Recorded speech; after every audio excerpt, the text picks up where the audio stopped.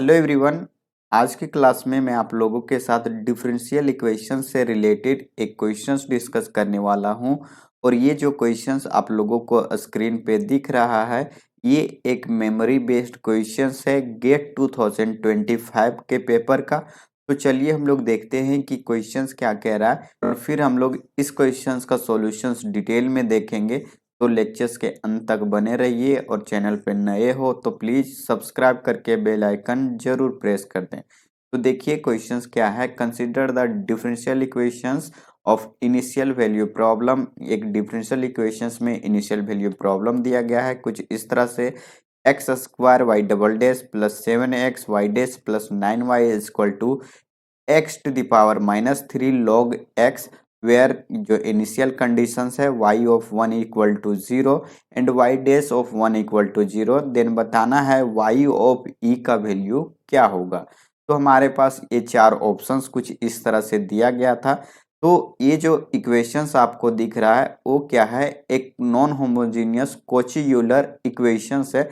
तो इसे सॉल्व करने के लिए हम लोग क्या करते हैं, हमारे पास ऑपरेटर्स होता है जैसे कि x square y double dash equal to क्या सब्स्टिट्यूट करते हैं, तो यहाँ हम लोग d1 इंटू d1 - 1 सब्स्टिट्यूट करते हैं और एक्स वाई डैश के जगह पे हम लोग सब्स्टिट्यूट करते हैं d1।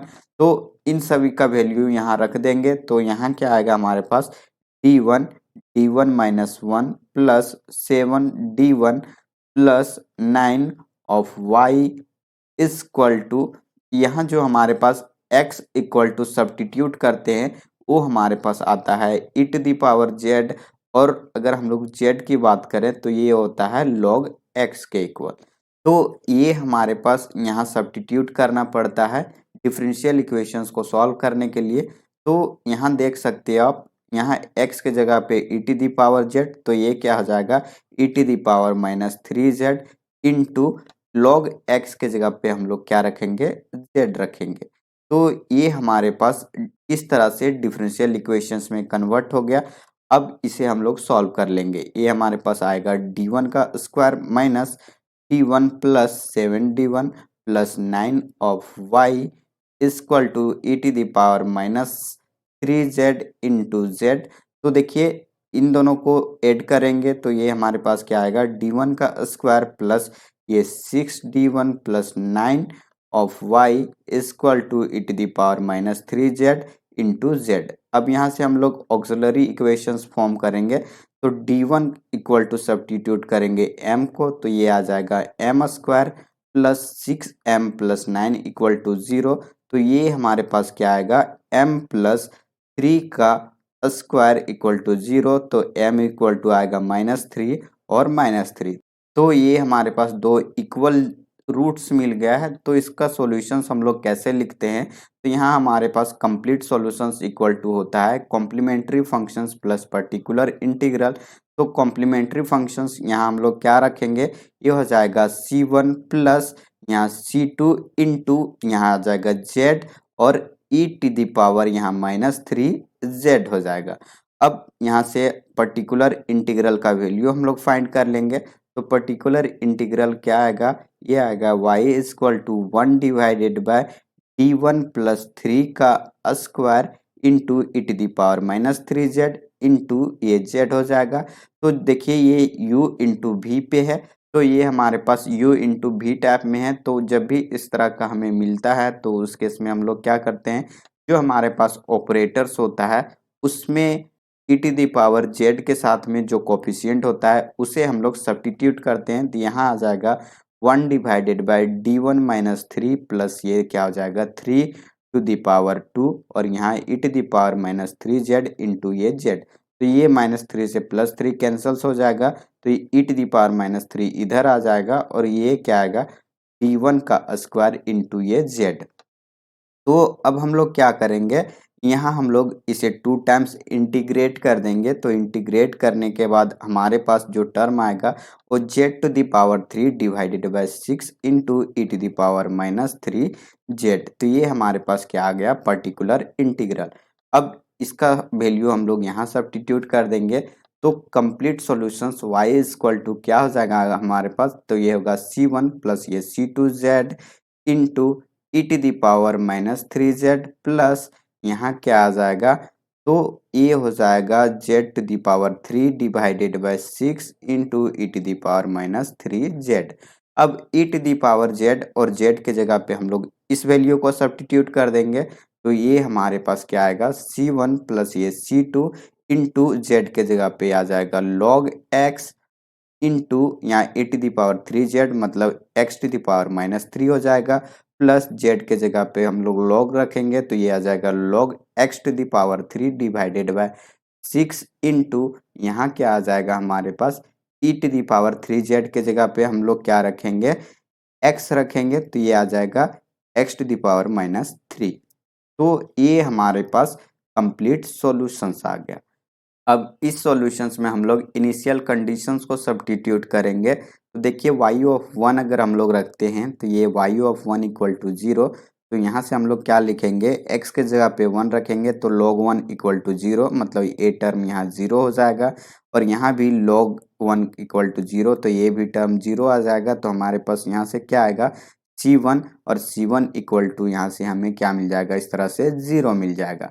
तो जो हमारे पास y इक्वल टू सोल्यूशंस बच जाएगा वो बचेगा c2 इंटू ये हो जाएगा log x into e to the power minus 3 plus ये क्या आ जाएगा 1/6 ये हो जाएगा log x to the power 3 into x to the power minus 3।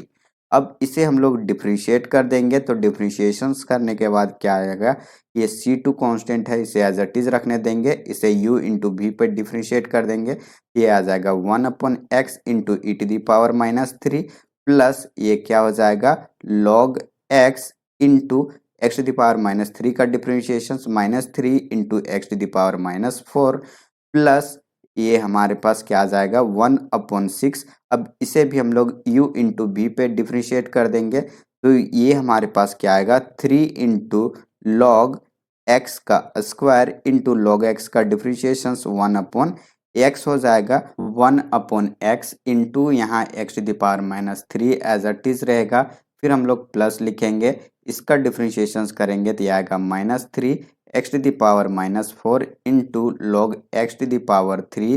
तो ये इसका डिफ्रेंशिएशन हो जाएगा। तो देखिए नेक्स्ट टर्म में हम लोग क्या करेंगे, ये 3 और ये 3 को कॉमन लेंगे दोनों टर्म से, तो ये 6 जो है कैंसल्स होगा 2 टाइम्स में, तो इसे हम लोग क्या लिख सकते हैं, आप देख सकते हो ये हो जाएगा C2 इंटू ये क्या आ जाएगा x to the power minus 4 minus ये आ जाएगा 3 x to the power minus 4, ये हो जाएगा log x प्लस यहाँ क्या हो जाएगा 1/2 इंटू यहाँ आएगा x to the power minus 4 into ये हो जाएगा log x to the power 2 और यहाँ माइनस ये हो जाएगा x to the power minus 4 log x to the power 3। अब यहाँ हम लोग क्या रख देंगे, जो हमारे पास इनिशियल कंडीशंस है उसे रखेंगे, तो y डैश 1 इक्वल टू 0, तो यहाँ से हम लोग क्या लिखेंगे x के जगह पे 1 रखेंगे तो ये हो जाएगा C2 इंटू 1 माइनस यहाँ हम लोग x के जगह पे 1 रखेंगे तो log 1 का वैल्यू 0, तो ये कम्प्लीटली 0 हो जाएगा ये टर्म। सिमिलरली ये टर्म भी 0 हो जाएगा और ये टर्म भी यहाँ 0 हो जाएगा।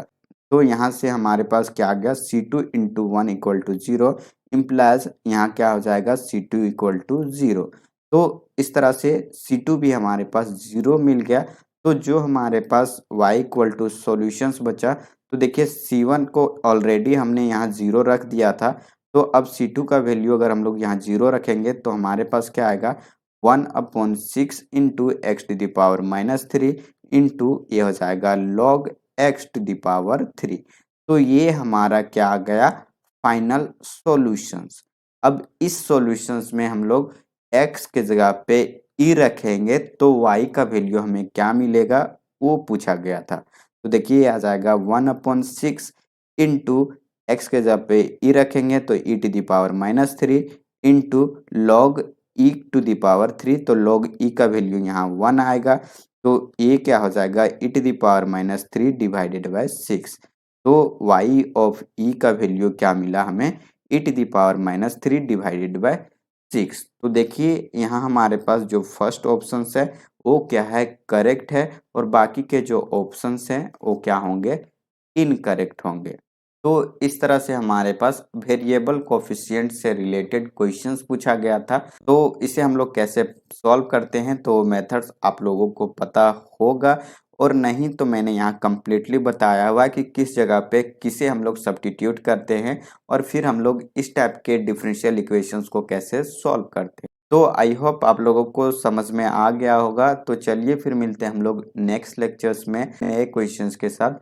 तब तक thank you so much for watching this video. Bye bye, take care.